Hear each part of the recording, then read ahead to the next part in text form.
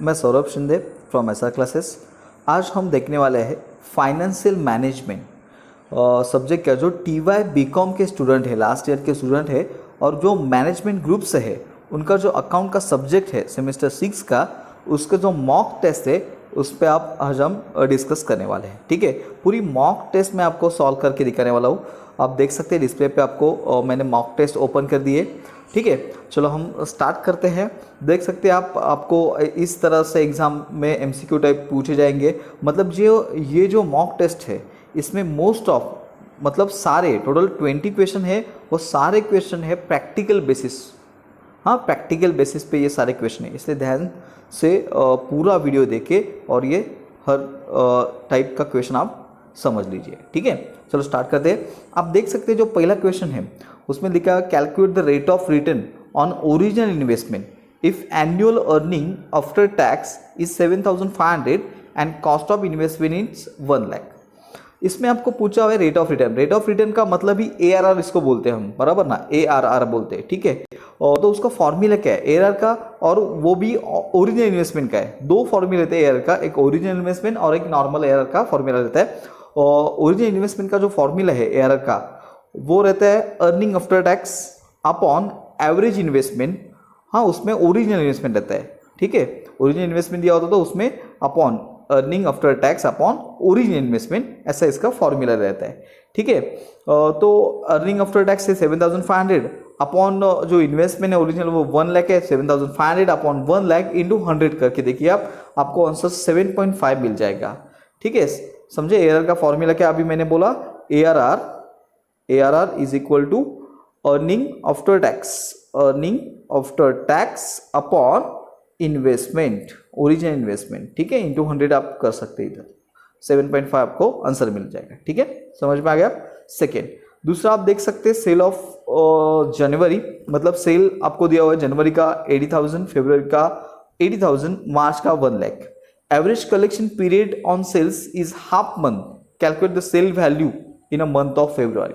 मतलब ये जो क्वेश्चन आया वो आपका कैश बजट टॉपिक में से आया है। आप देख सकते हैं आपको सेल्स दिया उन्हें जनवरी, फरवरी, मार्च का, और एवरेज कलेक्शन पीरियड आपको हाफ मंथ दिया है। ठीक है, तो आपको सेल्स का वैल्यू पूछा है मंथ ऑफ फरवरी का। ठीक है, अभी हाफ मंथ कलेक्शन पीरियड है। ठीक है, तो आप देख सकते हैं इसका मतलब क्या कि पिछले मंथ का जो कोई पिछला मंथ है, जब हमको अभी पूछा है फरवरी का, तो फरवरी के पहला कौन सा मंथ आता है, तो जनवरी आता है। जनवरी का हाफ अमाउंट और फरवरी का हाफ अमाउंट हमको लेने के। ठीक है, जनवरी है 80,000, उसका हाफ अमाउंट कितना आएगा, 40,000 आएगा, बराबर। और फरवरी का हाफ अमाउंट क्या आएगा, 40,000 आ गया। तो टोटल सेल्स कितना हुआ फरवरी का, 80,000। समझे ना, हाफ मंथ दिया इसलिए मैं बोल रहा हूँ जनवरी का हाफ 80,000 का हाफ 40,000 और फरवरी का 80,000 का हाफ 40,000, टोटल कितना हुआ 80,000। इसका आंसर आएगा 80,000। ठीक है, समझ आएगा। अभी इधर उन्होंने पूछा होता, अभी देखिए इधर पूछा होता मार्च का पूछा होता, तो क्या आता, फरवरी का 80,000 का 40,000 और मार्च का 50,000, टोटल कितना आता, मार्च का 50 और उसका कितना 40, तो 90,000 आता है आंसर। हाँ, अगर इधर मार्च का पूछा होगा तो। ठीक है, फरवरी का बराबर आंसर है 80,000। ठीक है, चलो नेक्स्ट देखते हैं। अब देख सकते हैं जो थर्ड क्वेश्चन है उसमें उन्होंने पूछा है purchase price of machine 1,60,000, installation charges 40,000, salvage value 80,000 and economical life 4 years, calculate the depreciations, बराबर। तो ये क्वेश्चन में आपको डेप्रिसिएशन पूछा हुआ है। डेप्रिसिएशन का फॉर्मूला क्या है, अगर आपको डेप्रिसिएशन का परसेंटेज प्रॉब्लम में या किसी क्वेश्चन में नहीं दिया है तो उसका फॉर्मूला रहता है, आप ध्यान से सुनिए, उसका फॉर्मूला रहता है depreciation is equal to asset value, क्या बोला हूं मैं, asset value plus installation charges, ठीक है, माइनस स्क्रैप वैल्यू, इधर लिखता हूं माइनस स्क्रैप वैल्यू या सैलवेज वैल्यू अपॉन लाइफ। ठीक है, ये फॉर्मूला रहता है। हाँ, asset value plus installation charges minus scrap value upon life, ऐसा फॉर्मूला था। इसमें आप ये सब अमाउंट डाल दीजिए, आपको डेप्रिसिएशन मिल जाएगा। देखिए आप मशीन का जो वैल्यू है वो है 1,60,000 प्लस इंस्टॉलेशन चार्जेस है 40,000, हुआ 2 लाख, माइनस 80,000 सैलवेज वैल्यू। हाँ, 2 लाख माइनस 80,000 कितना आ गया, 2 लाख माइनस 80,000 1,20,000 हुआ, 1,20,000 अपॉन 4 कीजिए, लाइफ 4 ईयर से ना 1,20,000 अपॉन 4 किए तो बघा उसको आएगा 30,000 आंसर आएगा। हाँ, कैलसी में आप करके देख सकते हैं, 30,000 आपका आंसर बराबर आ जाएगा। ठीक है, चलो नेक्स्ट क्वेश्चन देखते हैं। Manager salary ₹10,000, 3/4 office and 1/4 for factory, calculate the office manager salary. ये क्वेश्चन आप देख सकते हैं कॉस्ट शीट जो चैप्टर है अपना लास्ट रहेगा उसमें से पूछा गया है। मैनेजमेंट सैलरी आपको 10,000 उन्होंने प्रोवाइड किया है और 3/4 फॉर ऑफिस और 1/4 फॉर फैक्ट्री, और कैलकुलेट उन्होंने पूछा है आपको ऑफिस मैनेजर सैलरी पूछा है। ठीक है, तो 10,000 पे आपको क्या करने का, 3/4 कैलकुलेट करने का, ऑफिस के लिए पूछा है ना, तो 10,000 पे आप 3/4 कैलकुलेट कीजिए तो आपको कितना मिलेगा, आप देख सकते हैं उसको आंसर आपको आएगा 7,500। ठीक है, कैलकुलेशन करके देखिए। नेक्स्ट क्वेश्चन है कैश दिया हुआ है 20,000, debt is 50,000, stock of material 40,000, stock of WIP 60,000, creditors 50,000, lag in wages 10,000, calculate working capital. आप देख सकते हैं वर्किंग कैपिटल जो आपका चैप्टर है उसमें से ये सवाल आपको पूछा गया है। बहुत इजी है, आप देख सकते हैं कि टोटल एसेट्स हम क्या करते हैं, total current asset minus total current liabilities is equal to working capital, ये हमारा फॉर्मूला है। तो टोटल जो करंट एसेट है वो आपको cash, debtors, stock of material, stock of WIP, ये सब टोटल करंट एसेट में आएगा। तो उसके पहले हम टोटल करते हैं। आप देख सकते हैं 20,000 कैश प्लस 50,000, हाँ 20,000 कैश प्लस 50,000 कितना हुआ 70,000, प्लस मटेरियल 40,000, 1,10,000 प्लस ये 60,000, 1,70,000 टोटल इसका हो गया बराबर। और 1,70,000 minus total current liabilities 50 and 10,000 60,000, हाँ 1,70,000 माइनस कितना हुआ 60,000, आपको इधर वर्किंग कैपिटल मिल जाएगा, कितना मिलेगा 1,10,000। तो आपका आंसर क्या आएगा 1,10,000। समझा, इसका आंसर क्या मिला हमको 1,10,000। कैसे मिला, टोटल एसेट का हमने टोटल किया करंट एसेट का, उसमें से करंट लायबिलिटीज को माइनस कर दिया। ठीक है, वर्किंग कैपिटल मिल गया। और देख सकते हैं आप नेक्स्ट क्वेश्चन देख सकते हैं, इधर सेम क्वेश्चन है, कैश दिया हुआ आपको 20,000, डेटर्स दिया 50,000, stock of 40,000, stock of WIP 60,000, creditors दिया हुआ है। सेम क्वेश्चन है, आप देख सकते हैं इधर सेम क्वेश्चन है, खाली एक ही कैलकुलेशन आपको इधर देख सकते हैं, इधर आपको पूछा हुआ है उन्होंने, एक मिनट आप देख सकते हैं इधर कैलकुलेट वर्किंग कैपिटल बोला है और इधर क्या बोला है, कैलकुलेट ग्रॉस वर्किंग कैपिटल। हाँ, कैलकुलेट वर्किंग कैपिटल बोला या नेट वर्किंग कैपिटल और ग्रॉस वर्किंग कैपिटल में थोड़ा फर्क है। ठीक है, कैलकुलेट इधर क्या बोला है उन्होंने, gross working capital. Gross working capital का मतलब क्या होता है, gross working capital is equal to total current asset. Gross working capital का मतलब क्या होता है, टोटल करंट एसेट। तो करंट एसेट तो आपको पता है उनमें से क्या आएगा, कैश, डेटर्स, स्टॉक और स्टॉक ऑफ WIP, ये 4 आइटम आएगा। 20,000 प्लस 50,000 70,000, 70 प्लस 40 1,10,000 प्लस 60 1,70,000 आपका आंसर आएगा ग्रॉस वर्किंग कैपिटल। ठीक है, आपको नेट वर्किंग कैपिटल पूछा है या ग्रॉस वर्किंग कैपिटल पूछा है, ये ध्यान से पहले देख लीजिएगा। ठीक है, इसका आंसर क्या मिलेगा हमको 1,70,000। ठीक है, चलो नेक्स्ट क्वेश्चन पे जाते हैं। आप देख सकते हैं purchase of January 60,000, February 80,000, March 1 lakh. अभी पिछला क्वेश्चन हमने देखा था तो वो सेल्स था, अभी अब हमको इधर पूछा है जनवरी का परचेस दिया हुआ है और फरवरी मार्च का परचेस दिया हुआ है। एवरेज पेमेंट पीरियड उन्होंने पूछा है परचेस का इज 1 मंथ। ठीक है, एवरेज पेमेंट पीरियड कितना है 1 मंथ है। Calculate the purchase value in a month of फरवरी, तो फरवरी का जो परचेस का वैल्यू आएगा वो क्या होगा। ठीक है, आप देख सकते हैं 1 मंथ उन्होंने दिया है, इसका मतलब क्या होता है, हाँ ये कैश बजट में आता है, आपको पता ही होगा।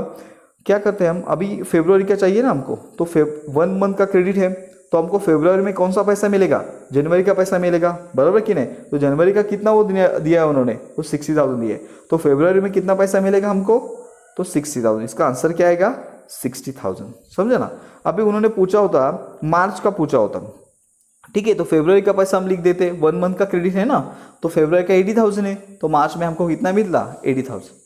ठीक है, अभी समझा ना फरवरी का कैसे आया, जनवरी का पैसा मिलेगा ना फरवरी को, 1 मंथ का क्रेडिट पीरियड है 60,000। चलो नेक्स्ट देखते हैं, इसका आंसर आया 60,000। और नेक्स्ट आप देख सकते हैं इधर सीट नंबर आप डालिए, और इन्वेस्टमेंट 1 लाख दिया हुआ है, profit after tax before depreciation ₹12,500 बराबर। और calculate the pay back period, आपको इधर पे बैक पीरियड उन्होंने पूछा हुआ है, ठीक है। आपको इधर इन्वेस्टमेंट तो दिया हुआ है और प्रॉफिट आफ्टर टैक्स और बिफोर डिप्रिसिएशन भी आपको इधर दिया हुआ है। तो इसका फॉर्मूला क्या है, पे बैक पीरियड का फॉर्मूला क्या है कि आपका जो इन्वेस्टमेंट है बराबर ना, इन्वेस्टमेंट है उसको डिवाइड करने का है 12,500 से, ठीक है। चलो हम कैलकुलेट करके देखते हैं, इधर आप डिस्प्ले पे देख सकते हैं, मैंने कैलसी अभी ओपन किया इधर, ठीक है। कितना उसका अमाउंट कितना है, एक मिनट, हाँ 1 लाख। सो 1 लाख अपॉन 12,500, इसका आंसर क्या आ रहा है 8। आप देख सकते हैं इस पे आपको दिख रहा है, कैलसी पे दिख रहा है इधर 8 आया इसका आंसर, ठीक है।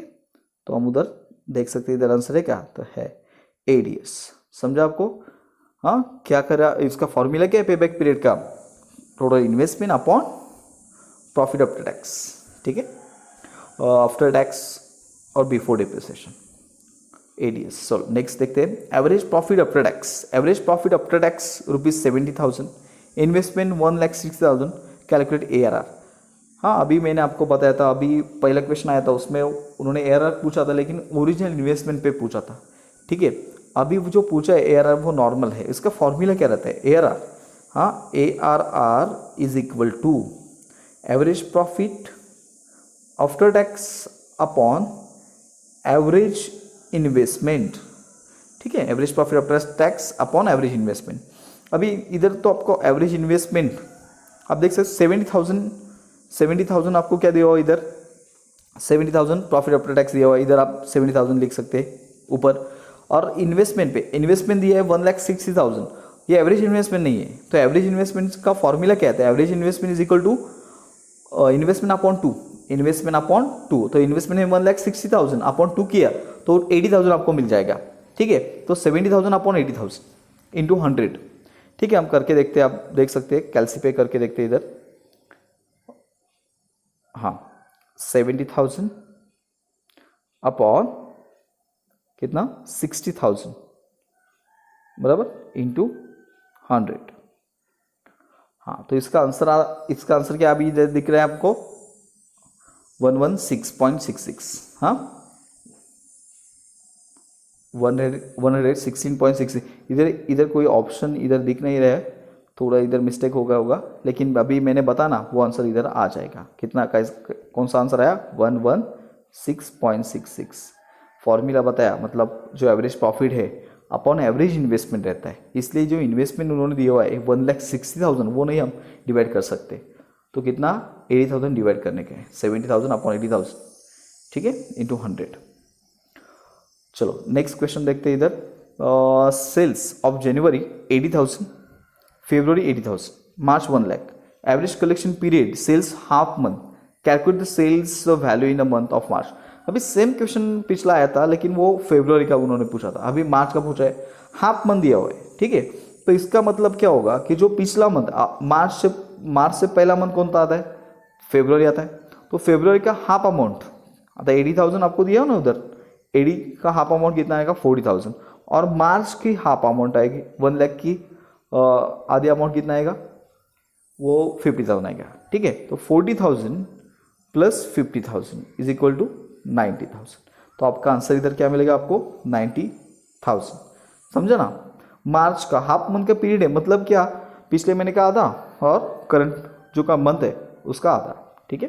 चलो नेक्स्ट हम देखते हैं, current asset 50,000 and current liabilities 20,000, sorry current asset 5 lakh and current liabilities 2 lakh, find the working capital. Easy question है, current asset minus current liabilities is equal to working capital, बराबर ना। तो करंट एसेट्स में से करंट लायबिलिटीज माइनस कीजिए, 5 lakh minus 2 lakh, answer क्या आएगा answer 3 lakh. समझा, 5 lakh minus 2 lakh is equal to 3 lakh working capital, current asset minus current liabilities is equal to working capital. चलो नेक्स्ट देखते हैं, लेवल ऑफ एक्टिविटी